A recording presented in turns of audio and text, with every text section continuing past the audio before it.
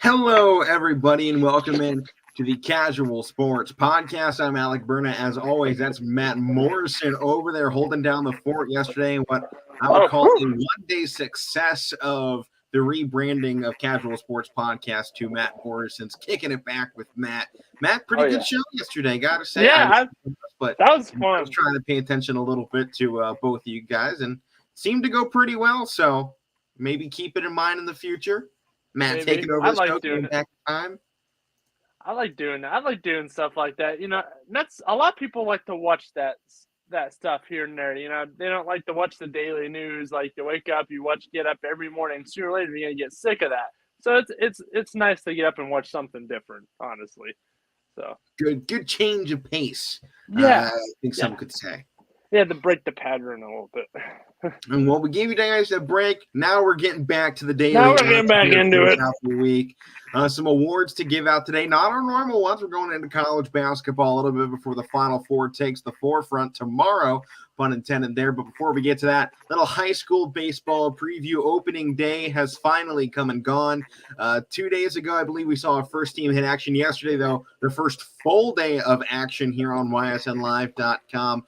for baseball games, and they were going off across the valley, that is for sure. I mean, we had a couple dozen baseball games alone just going on here, including the one I was at, which was Liberty and Garfield. Got to go out to Garfield. First time, actually, YSN's been able to send somebody out there for baseball season. And let me tell you, they got one heck of a baseball team going on this season. They took that one 16-0 against the Liberty Leopards, one of the teams I might be covering a little bit more this baseball season. Their starting pitcher, Caden Spade, struck out 13 of 15 guys, or 13 Ace of Spades, I believe it was. Yeah, I wanted to call him the Ace of Spades because he was straight up balling in that game. He saw 14 guys start off this game, sent all 14 down. He was one man away from a perfect game in the fifth inning, and he walked the final batter of the game. That on a full count, mind you, then comes out and strikes out the next guy in 3 pitches. So he was that close to the perfect game. Either way, though, Caden Spade and that Garfield squad, they got a nice program building.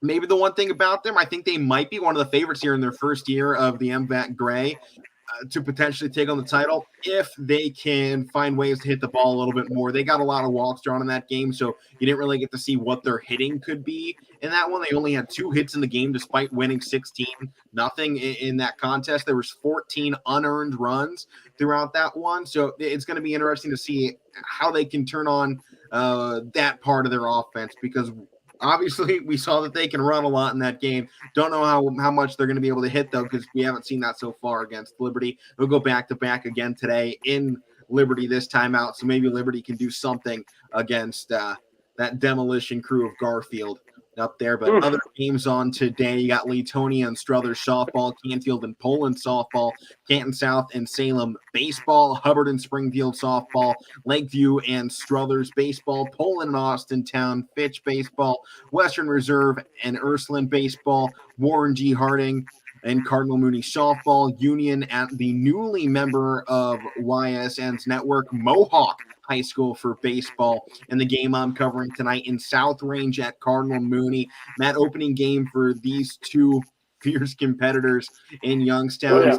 range, obviously coming off a fantastic year last year, 23-9, 11-0, Northeast 8 champions, outscored opponents 199-80 last season. They're coming back with two of their best pitchers from last year, Nathan English and Billy Skripak, and not to mention they're bringing back Shane Lindstrom, Logan Baxter, Stevie Rowan, and Marcolin and Corey Pennick. They got a lot of talent on this team. A couple young guys to keep your eye on as well. Should be interesting to see what they can do here this season. And it's going to be an interesting turnaround now for Cardinal Mooney. They do lead this series all time, and only 5 matchups between the two schools.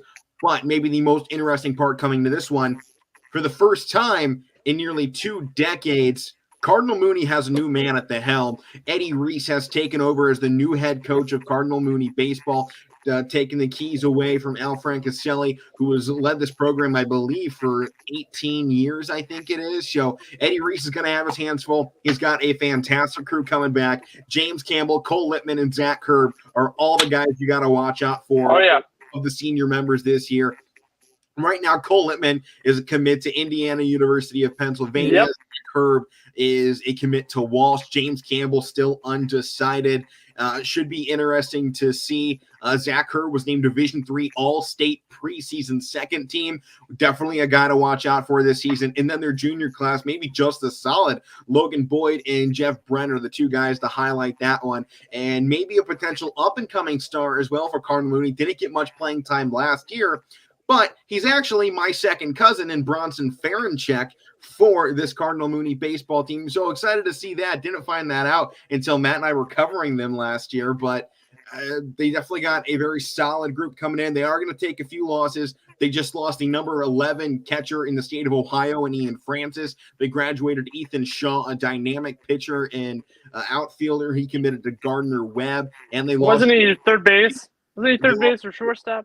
Yeah, I think so. And they lost Jordan Sheehan, 10th, who was 10th in the state in batting percentage this past year. So they got a lot to step up to, but it seems like Cardinal Mooney has a roster to repeat their performance of last year, in which they had a phenomenal run and made it through the playoffs in a decent stand. And it should be great to see here on opening day which team takes that first step of the season, because two very talented and capable squads coming to the forefront tonight.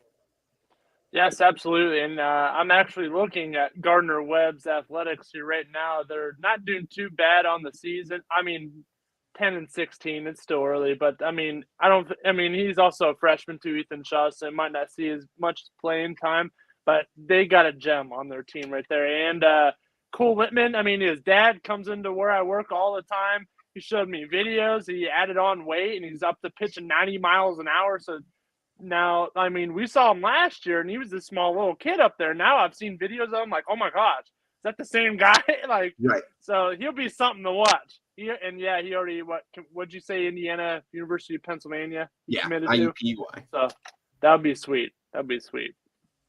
Yeah, should be. Well, let's go ahead and jump into Horizon League baseball here, as we do every Thursday on the show. Check out the college standings for our Youngstown State Penguins, who obviously are radio broadcasted here on ysnlive.com. We'll start this out going down the list of Horizon League standings. Just got a notification that I had a game canceled for tomorrow, so not to worry about that one. Austintown Fitch and Western Reserve softball canceled tomorrow. Just got the news on that one. But standing at the top of the Horizon League going into week 7 here is Milwaukee. They haven't played a lot in Horizon League. They're 1-0, but because technically they're 1,000 on the season, they get that number 1 spot. So we'll look into them. Just one game of their 3 was able to be played against UIT last weekend. They took the only one played, so put them up there. This weekend, 3 game set, Friday, Saturday, Sunday, against the Norse of Northern Kentucky, who are 6-16. Matt, I think I'm probably giving Milwaukee the edge in this one. I know they really haven't gotten to play a lot of games, but considering they've played about 2/3 of the games, and they have more wins than Northern Kentucky, I think you're going to see a solid Milwaukee team start to kind of build along the season. They're coming off a 15-0 win against Concordia, Wisconsin earlier this week. I think you got some nice weapons here on this Milwaukee team that can potentially set the table for a solid season. Oh, yeah, absolutely. Milwaukee, a heck of a team. So we'll just have to wait and see. It's still kind of early, but I mean, it's starting to get going. Going 500 though early in the season is a good spot to be, especially when you're looking at the rest of the Horizon League right now, and you got pretty much every team. Well, actually, every team is under 500 besides Milwaukee. Yeah, that is true. Yeah. They are 8-8. I mean, Oakland's 11-12, and right. Oakland, the next team we'll look at here at 11-12. They got Youngstown State this week, and they get to host a 3-game series. Youngstown State coming in at 9-15. Matt, this is one of those. I want to give Youngstown State the advantage here, but you got to look what Oakland just did. They just beat Michigan 14-7 earlier in this week. Youngstown State coming off a 12-5 loss to Michigan State earlier in the week. But hey, you still put 5 runs against a Big Ten team, and they beat Penn State as well. I mean, I know they did get swept by West Virginia, but I think maybe one thing here, Matt, both of these teams are going to get a win in the series, and I think it's a coin flip who can take the grudge match of the two. I mean, I think it's whoever takes the most momentum. I would say probably into Saturday. I think Sunday, maybe the lesser of two teams will win it. But I think whoever takes that momentum into Saturday can take a Friday, Saturday set and then leave Sunday for the other team. Almost a gentleman's-esque sweep, I'm going to say Youngstown State can jump on this one and be hot. I do like Oakland, and I'd almost give them the edge, but, I'm a Penguin. We got to roll with Youngstown State. Give them the benefit of the doubt. Absolutely. Penguins, they're a pretty good team. I've talked about them a little bit. I did a little bit of talk with them a couple days. I believe it was Monday with Mike. But yeah, I mean, they picked up some good wins early. They also beat Pitt too. So, I mean, and they're gonna have to go play Ohio State coming up here very soon as well. So that's gonna be interesting. Going to play at Nick Swisher Stadium. It's named after Swisher. That's sweet though. But I mean. Yeah, tailgated right next to that baseball field. I've been on that baseball field actually. Okay. I've never been to pretty nice Ohio field. State. I've never even been to the Ohio State campus. So well, I think everybody here can guess that I have been. So no, crap. You bleed scarlet and gray. You probably have Ohio State socks on right now. Do you? I plead the fifth. Oh my goodness! Are you serious? Do you really? So the next game here, we got I can't believe State going into this weekend. 3-game series. They're 9-13 right now, going up against Purdue Fort Wayne at 4-19. It's in the Fort Wayne though, so Fort Wayne hasn't been off to a great start so far, but I think they can potentially steal a game here against Wright State. They seem to be stealing one of these games every series. I mean, to get to 4 wins at this point. You have to be able to at least find something there. They did get a win against Valparaiso this past week, 11-3. They won that. So they found a way to get some runs on the board. You like to see that from them. So I think with that being said, I'm going to give 2 games to Wright State, and I'll give 1 on the other side of Fort Wayne. I'll go Wright State in the sweep. Fair enough. Yeah. And our last matchup here, UIC sitting just about last place in the Horizon League. They're 6-12 currently. They got a doubleheader Saturday and a game Friday against that Valparaiso, who Fort Wayne won 11-3. With that being said, Valparaiso's coming in at 9-10. I think I would go ahead and give UIC the sweep here. After seeing what Fort Wayne to them, I can imagine you're going to see something similar from UIC. Yeah, I mean, USC, they are close to the bottom. I mean, Northern Kentucky is only below them, but I still believe that they're a tough team. I mean, this Horizon League team, they're tough teams. I mean, you have consider the fact that these are beating Big Ten schools. I mean, UIC beat Purdue. Yeah. Then you had Oakland beating Michigan. YSU got a win over Penn State, not this week, but last. And YSU was going head-to-head against Miami. I mean, you're seeing when the Horizon League teams have started going on these one-off games during the week out of conference play, they're winning them a majority of the time, and then they're going and starting to rough each other up already in conference play. Kind of reminds you what the Big Ten was doing during basketball season. Right, and USC did take 2 out of 3 from the University of Cal, so I think that's pretty key there as well. And I think they played Arkansas too. What they have? They were swept by Arkansas. Never mind. But they would pull one from Arkansas. That would have been sweet. But I'd like to see one of these Horizon League teams take a series against Tennessee, who's like they're the number one college baseball team right now. I just wanted to see if they could give them a battle or something. I'm sure they would. I don't know. Look, this They isn't might put a SEC. couple It's SEC baseball at this point. It's the leagues above, especially groups like the Horizon League. There really isn't many teams that are competing with the way the SEC does baseball down there. And that Tennessee team, everybody on that team is going to go to the MLB. So right, we're just at a point in time, and it's really been this or at way least for going to get a drafted. while that the SEC is really just dominant when it comes to baseball at this point. And I'd be interested to see if there's anybody around the nation that can really challenge what those schools down there in the South can do. We'll see. I'd like to see it. I'd like to see somebody pull something off too. But let's go ahead and get into some college basketball awards for the years. We're coming down to the final four of March Madness. Keep in mind, awards do not take into account what happened in tournament play. So it pretty much eliminates the coach for the Peacocks from winning Coach of the Year for his phenomenal efforts in the postseason. And Doug Eater. And now he's leaving awards for Seton Hall, which, I mean, I know you like that, but, I mean, what if they didn't make a huge run? Would he still be offered that job? No. So I don't know. Like I feel like he might be using them as a stepping stone a little bit. You have to. When you're at a crappy university like St. Peter's, I mean, you saw the differential. The main goal of a coach is to win games and win championships. You cannot do that with $1.3 million when you look at Kentucky, who spends, 14.3. You can get a lucky win. You can win a coin flip here and there, but you will not win championships at St. Peter's. And you have never set the farthest the Cinderella story has ever gone. Loyola, I mean, what have they done? They've been a nice team for a while now, but they still don't win championships. If you want to win championships in college basketball and eventually potentially move yourself into a position to be in the NBA, you have to go to schools like Seton Hall, like Kentucky, like Michigan, blue bloods of the sport. That is the only way at this point in time to be able to really make a name of yourself. And at the end of the day, this is a man who's going to support himself and his family. And I got to go with that 100% of the time. I mean, you know what? Fantastic. At least he's going where he came from. It was a fun story, but 2 years, I mean, this guy had probably 2 weeks to capitalize on the momentum of St. Peter's, and he did it. And that's all you can ask for. And you can hope that those players can go and do the same thing, capitalize on that, maybe bump their draft stock up to a potential second rounder or an undrafted G League player, like for a guy like Doug Eater, because that is the closest any of those players will ever get to stardom. Oh, absolutely. Absolutely. But, I mean, at least he's going back to where he came from.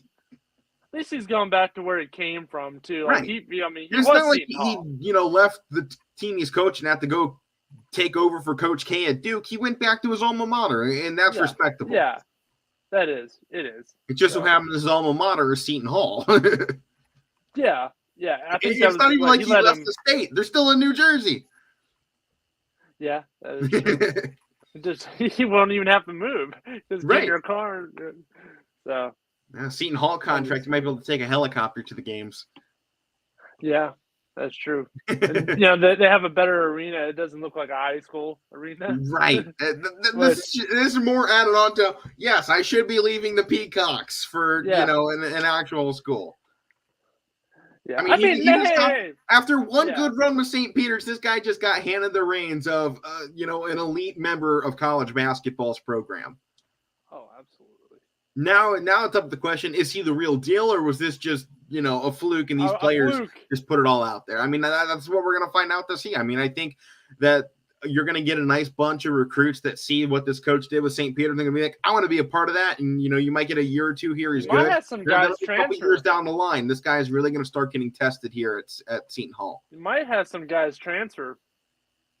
What year is Doug Eater? He might be a senior.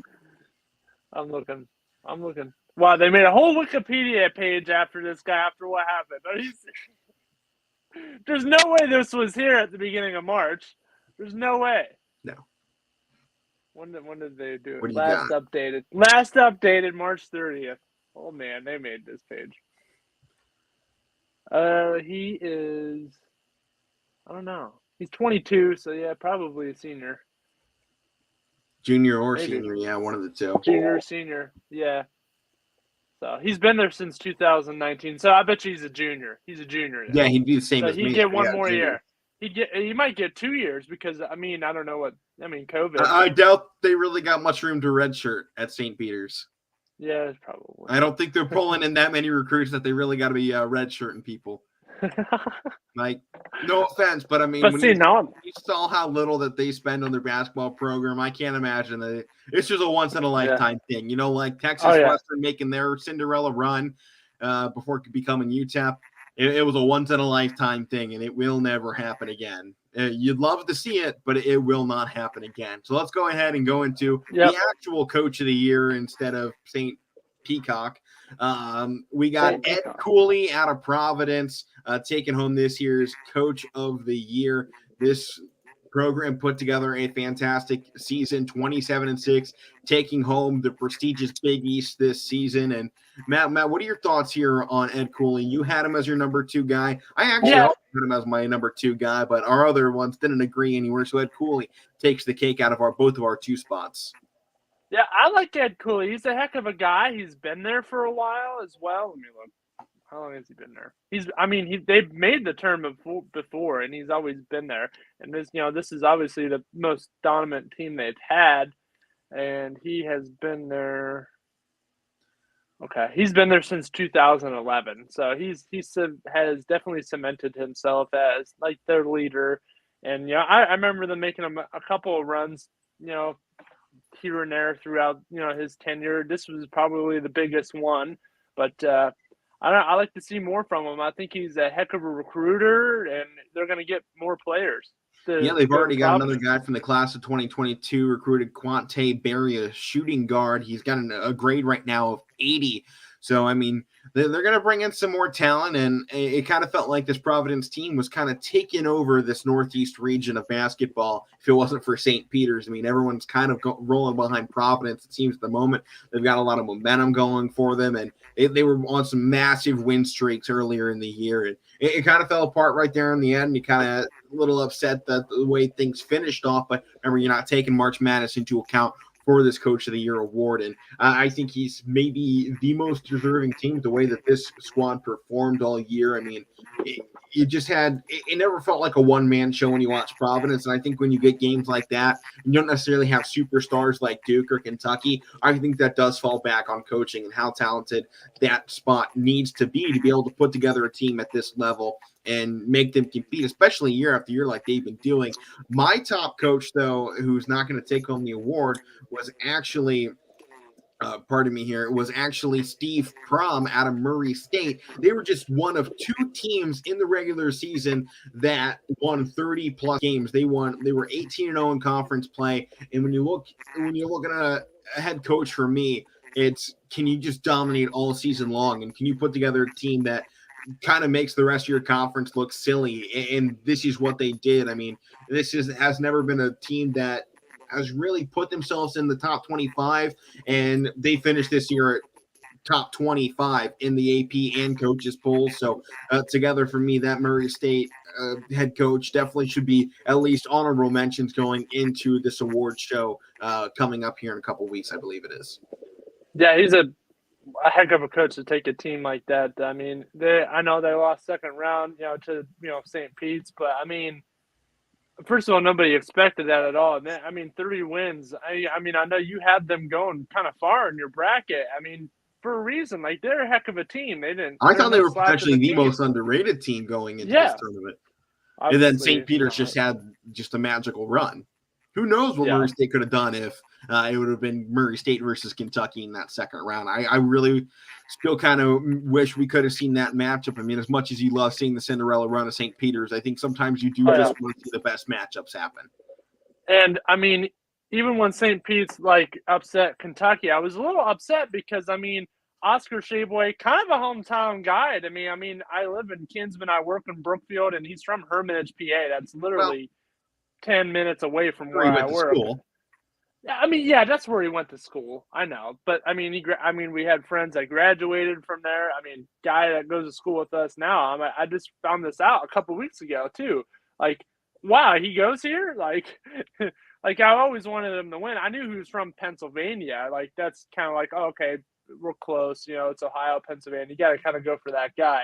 No idea he went there. I mean, I know you said that you had a friend that went there that knew him too. I'm like, I didn't think it was, you know, what was that school?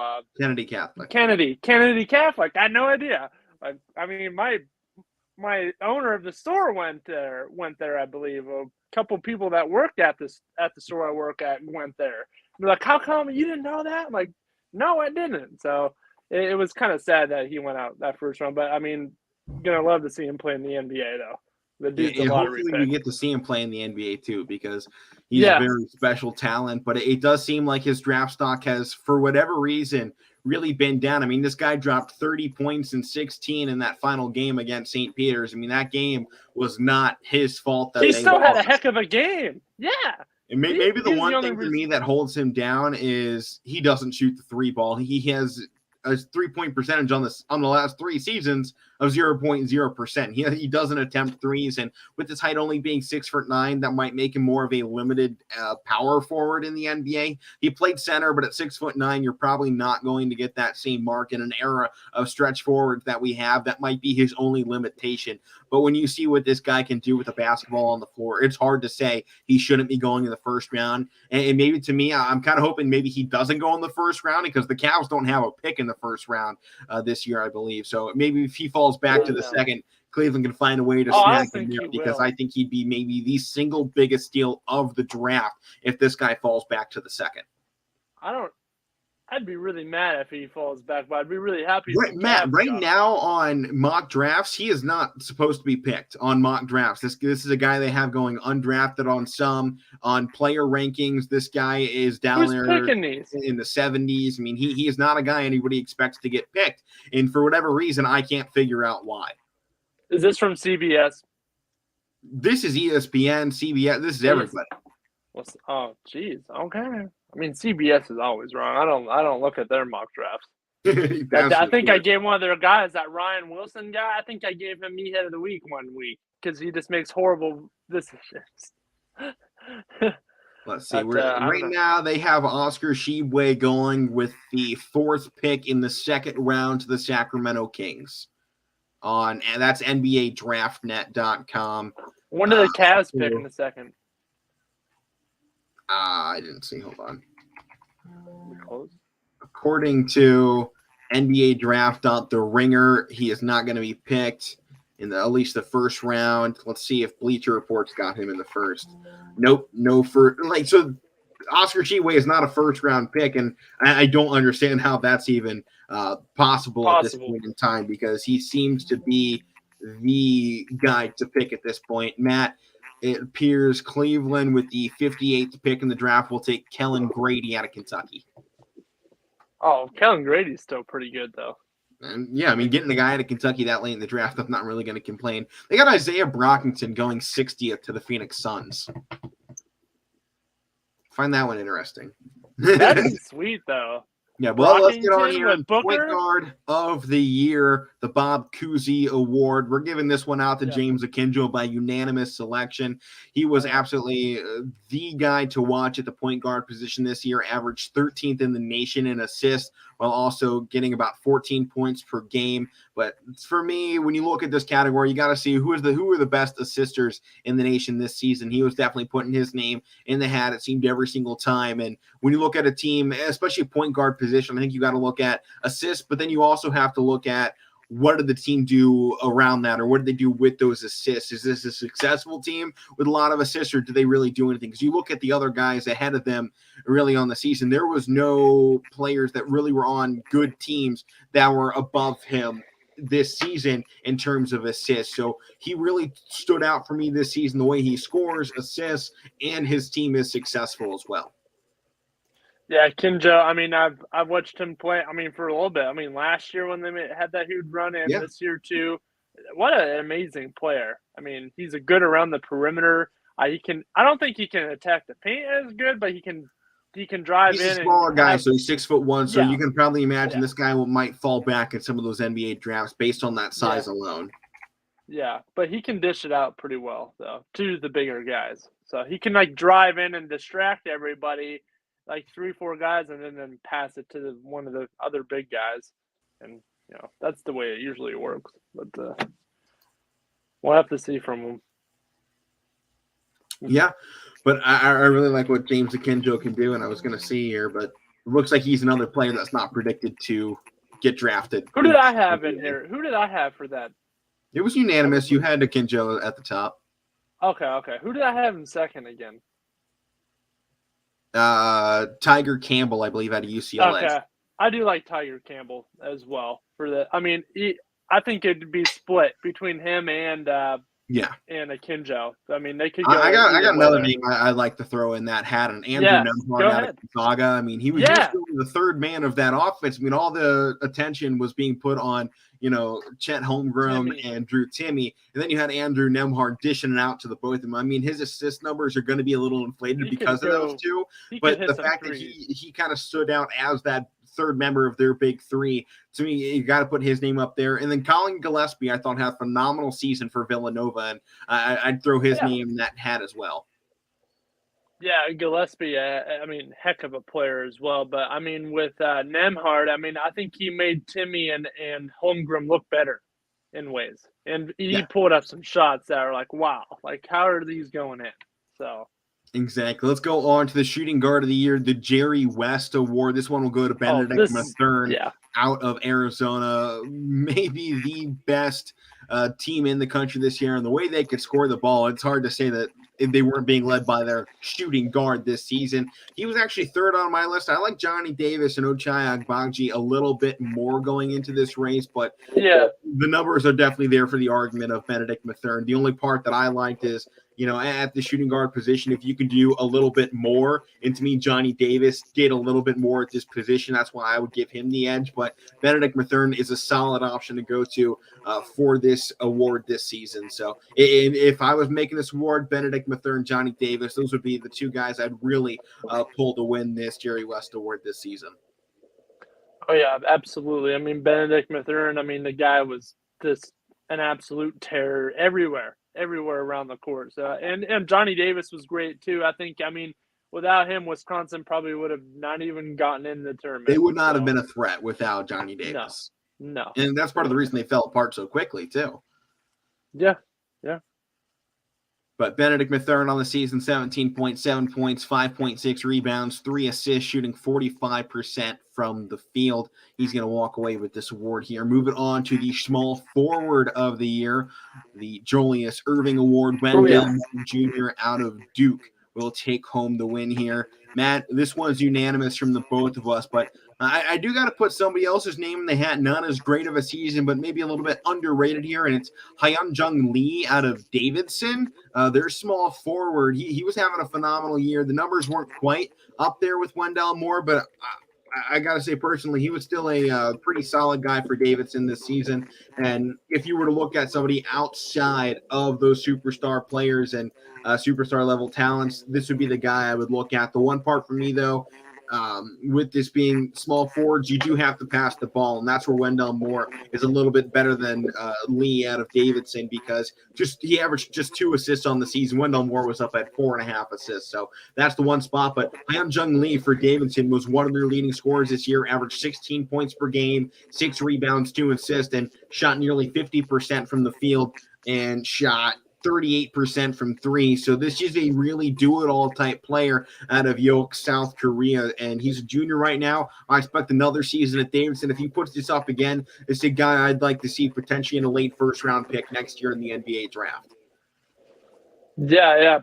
I definitely agree. That kid from Davidson. I mean, another splash type of player that, I mean, without him, Davidson, you never know where they would be. Same thing with Davis and Wisconsin, I bet. Yeah. Well, let's go on here. Power forward of the year for the Karl Malone Award. We got Paolo Banchero taking home this award. Paolo Banchero, to me, he's a really great player. I'll give him that, especially for just being a freshman. But there were times this season where there was a lot of question marks surrounding him. So I was giving this award to somebody that I thought was a little bit more consistent all year long, and that was Keegan Murray. This sophomore was 4th in the nation in scoring, 37th in rebounding, and was shooting 55.4% from the floor. The only stat that Paolo Banchero had over Keegan Murray this season was assist, in which he averaged nearly twice as many at just 3.2. So Paolo Banchero, fantastic pick. He gets the numbers based on voting, but Keegan Murray, to me, really stepped up as this player of the year. When I'm looking for a power forward, Keegan Murray is the guy I want. I think if you're going for a smaller center, I might be going Paolo Banchero, but Keegan Murray, he is the perfect guy to have at a power forward. Maybe I'd almost like to see Keegan Murray in the NBA go more small forward. I think he fits that build a little bit better at being 6'8", and you got Banchero, really the perfect size for a power forward at 6'10", 250 pounds. I mean, that's a lot of man to be pushing around down there in the paint. So I think both of these guys are going to find their spots in the NBA sooner rather than later. And I think this could be a battle. If both these guys can get drafted and solidify themselves on a team, it should be a fantastic battle between these two for years to come. Oh, yeah, most definitely. I mean, Paolo Banchero, the guy loses probably like 7 pounds a game. Like, he's a workhorse. I know that's to what – I mean, he's got like something going on, like a disease or something. I forget what it was. But, I mean, I don't remember what still it go is. out – to still have something like that going on with your body and still go out there and, produce like that, that's just amazing. So, yeah, right now, both these guys are projected top 5 picks in the NBA draft. They got Paolo Banchero. Bleacher Report has Paolo Banchero going to the Pistons at 2 and Keegan Murray going to the Indiana. They're loading. 5. Pistons are loading. Look out for Detroit in a little bit. I mean, just look out.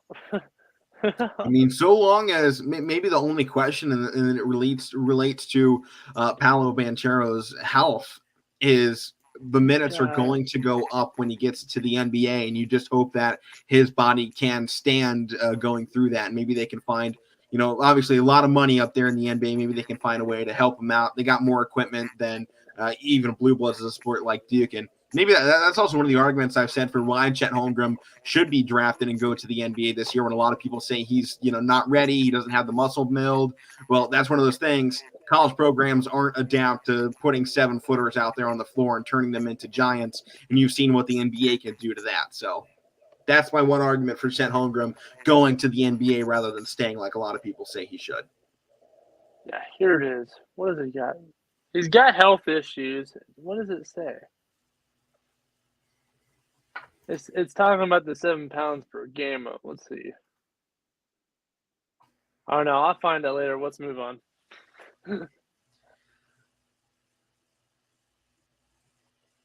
All right. Well, I was going to try and find it quickly too, but I couldn't see it. So going into the center of the year, maybe the best player in all of basketball, Oscar Sheeway, a guy that we've been high on all season long. He's not only taken home the Center of the Year award, but he might be taking home another one here. Matt, he took home SEC Player of the Year, and this season averaging 17 points per game, 15 rebounds, and shooting 60% from the floor.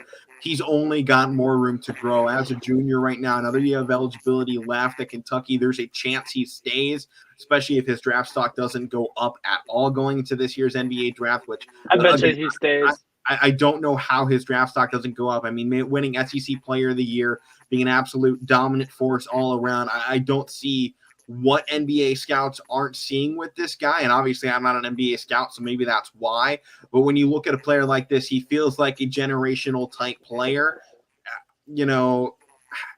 I don't see what the problem is. He has one of the biggest wingspans as well. I mean, you talk about him only being 6'9" at this point, and if you want him to be a center like he likes to play, then he's got to be bigger. But then you also got to put into account, I believe his wingspan's over 7 foot long. So to me, I'm still lost on what this guy can't do because he dominated basketball this year.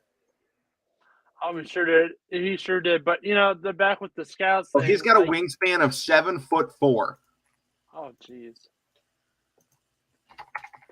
That's unbelievable. But I mean, going back with the whole scouts thing, like scouts know what to look for. I mean, to everybody, all the fans, the guy may look unstoppable and great, but the scouts really know what to look for. There was a movie with Clint Eastwood called Trouble with the Curve. He was scouting a baseball player, and everybody thought this player was going to be great and everything. But I mean, the Eastwood's character found a problem with him, and they went from there. Like that's what scouts can do. So I know that's a movie, but like that's kind of what they should be able to do. They should be able to Right, but find when you look at that pitching wingspan, players. though, that's a big thing that NBA Yeah, I teams look know. for, and you got Sheeway Yeah. at 7'4". Kevin Durant, who's 2 inches taller than Oscar, only has a wingspan of 7'5". So the metrics are in there for Sheeway. His size is right. His body build is right. He's got the only thing not going for him is he's only 6'9". But you saw Tristan Thompson as a 6'10" center dominate and win an NBA championship. So, he had help there, obviously, but he was known as the best offensive rebounder in NBA for about 4 or 5 seasons.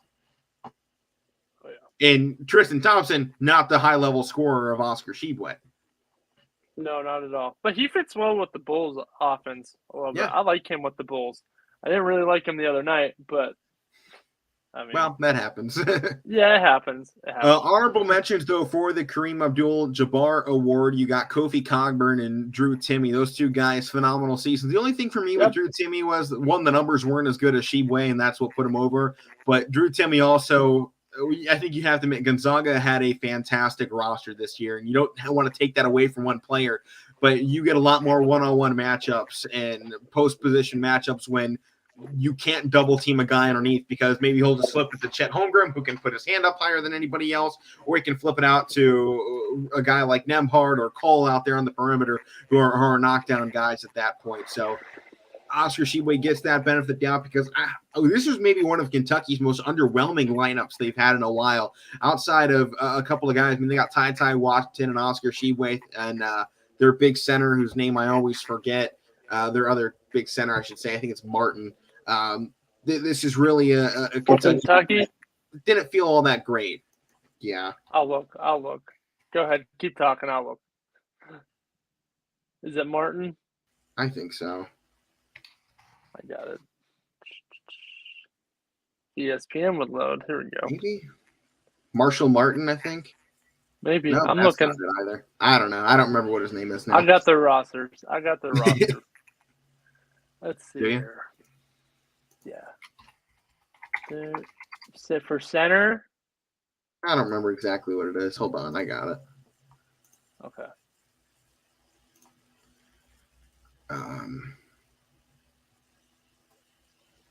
I might be thinking of the wrong team anyway, so maybe. Okay. It's not important. Oh well, throw it out. Throw the thought out. Let's go on to the John R. Wooden Award Player of the Year. It's also going to Oscar Sheeway. Who had better numbers than him this year? A lot of these awards are metric based, and when you look at team success and personal statistics, it's hard to say that Oscar Sheeway doesn't fit every statistical category to put him in here. Plus, he's a monster on the defensive side. And without Oscar this season, I don't know what Kentucky would have been. I think they probably would have been maybe in a similar spot to where UNC was being booked at going into the tournament. Obviously, UNC has had a phenomenal tournament run, but without Sheeway going off, I mean, you saw it against St. Peter's. Oscar Sheeway put up 30 points and 19 rebounds, and they still lost to St. Peter's. So he was the guy this year, but I think maybe they struggled at times to have a solid number two next to Sheeway out there on the floor. So to me, Oscar Sheeway, the single best player in all of college basketball this season. And there's some players close. Matt, you and I both agree Keegan Murray is right up there in the competition for that player. Oh, yeah. When you look at any other guy's numbers that might match up, it's Keegan Murray. I mean, and I think when you look at that and you go, Keegan Murray scores more, rebounds less. This is a top 5 pick, and you got Sheeway in a very similar category, and Sheeway's not getting drafted. I think it opens up a lot of question marks right now for, is Keegan Murray that good? If people don't like what Sheeway brings to the table, how do they like what Keegan Murray brings to the table? So these awards, to me, definitely have to be looked at in a similar light of what is this guy going to do at the next level? What do they do this year that's improving their draft stock? Because you got to look at just beyond what we think. What are people around the nation thinking about these players? And when it seems the entire nation has fallen in love with Sheeway's performances at Kentucky this season, to me, by and far the favorite to take home the Wooden Award this year. Yeah, there's no argument there at all. Murray's pretty good but I mean, Sheeway is just a monster. I mean, if I was running an NBA team, he'd be my first pick. I mean, At this point, it's hard to find somebody that can really do what he does. He seems to be an all-around kind of athlete, and I couldn't imagine a guy that can, grab 20 rebounds and 20 points to have as my power forward in his rookie year. And, a lot of people, and you know what's sad? A lot of people didn't. I mean, I know we'll talk about this in a second, but John Calipari made him know. I mean, what was he doing at West Virginia with Bob Huggins? And what does that say? Is it time for Huggins to be moved on from? I mean, I know you were talking about that a little bit. I sent this to you guys the other day in the group chat. I didn't even know he was West season, Virginia. Huggins, there needs to be some investigations going on down there, as there have been in recent years. But yeah, Huggins, maybe the most overrated coach in all of college basketball. I like him. He's let multiple super talents walk, especially with Oscar Sheeway. Yeah, I didn't even know he was West Virginia. And when I Googled that to look at it more, that's when I found out wow, he's from he went to he's from Hermitage. He went there. So I mean, but yeah, with it cites there in the page saying he left because of personal reasons. Yeah, and I'm like, oh well, that's the coach right there. I mean, that's the main source. If you're having a problem with the player, it doesn't matter. It all goes back to the coach.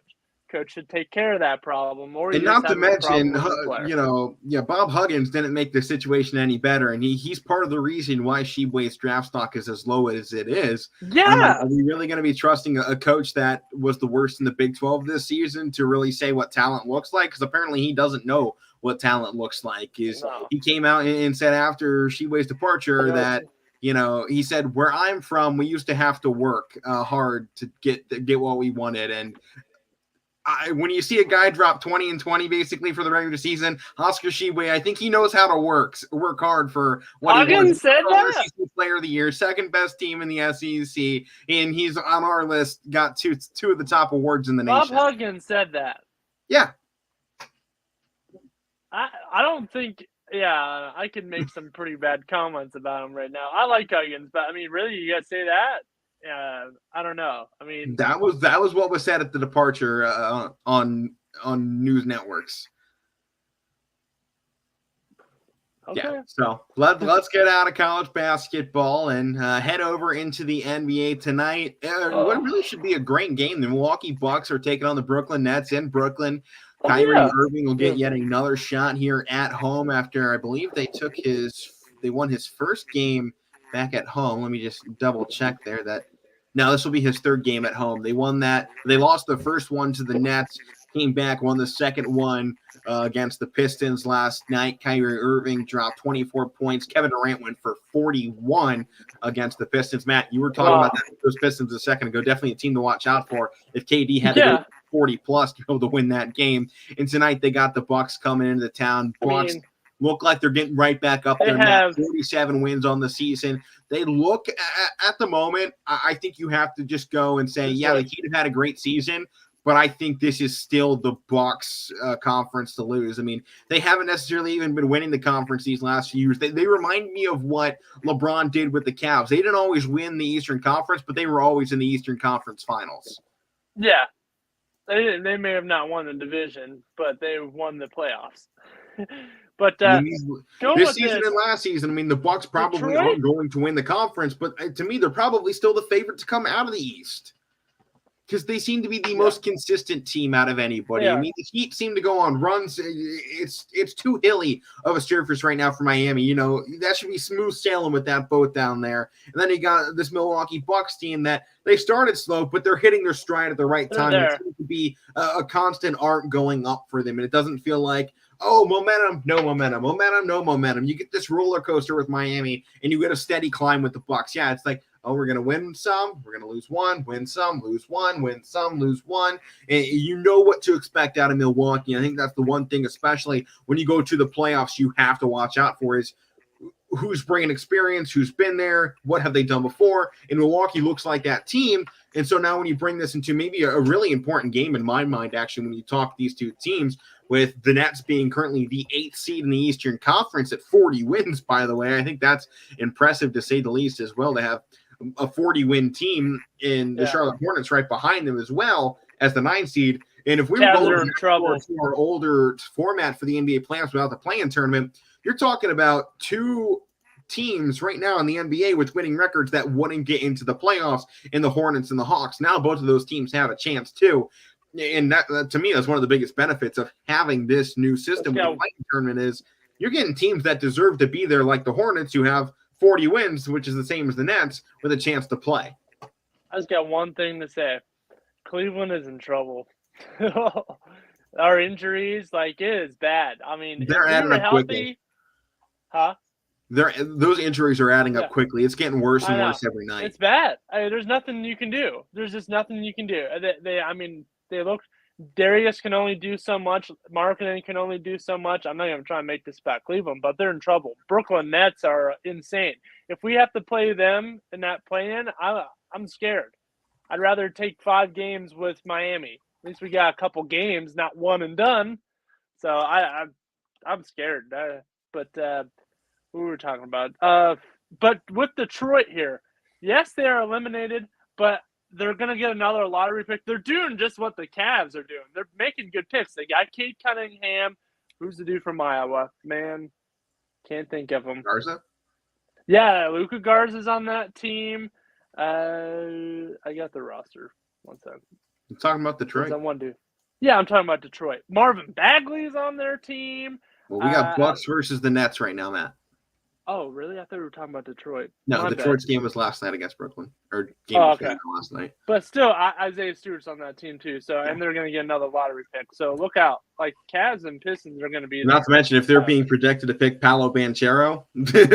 Yeah. Yeah. Pistons. It's going to be Pistons. Pistons. Loading up with some of the best players in college basketball over the last few years. It's going to be Pistons versus Cavs. I'm telling you. In a couple of years or so. Oh, me too, man. Me too. But for this one, Nets are on a hot streak, man. I'm going to go with the Nets in this game. You'll go Nets on this one? They definitely are, but as I said, the consistency just seems to be there for the Bucks. When you get down to this point of the season, I think the story has kind of written itself to this point. Matt, this is the second time you'll pick against the Bucks this week. You took the 76ers to beat them. The Bucks came out. The second time you're picking against them. So we'll see if the Nets can get it done this time out. But let's flip it over into the NHL and take a look at the Blue Jackets yet again here as they sit about underneath the middle of the pack in the Metropolitan Division. They got a good matchup, though, against the Islanders. Both these teams kind of struggling at this point of the season. Maybe the two closest teams playing today, in my opinion. I mean, Penguins got a good one, but we talk a lot of Penguins on this show. So yeah, we do. More Ohio here. Talk about two teams kind of down in the dumps at this point. I mean, to me, though, Blue Jackets still got a winning record. So, I'll take the minor breakthroughs at this point. This isn't a team that anybody has ever really expected to be a contender, especially not in the rebuilding years that they've been in now, 2-3 seasons. I think they've been kind of in work in this rebuilding, and they're still kind of in the midst of it. So the fact that they're even 5th place right now in the Metropolitan, I'm perfectly fine living with, especially when you talk about the 4 teams ahead of them are all solid teams. And then you look at Columbus, and they only got 5 less wins than a team like the Capitals, 8 less wins than the Penguins.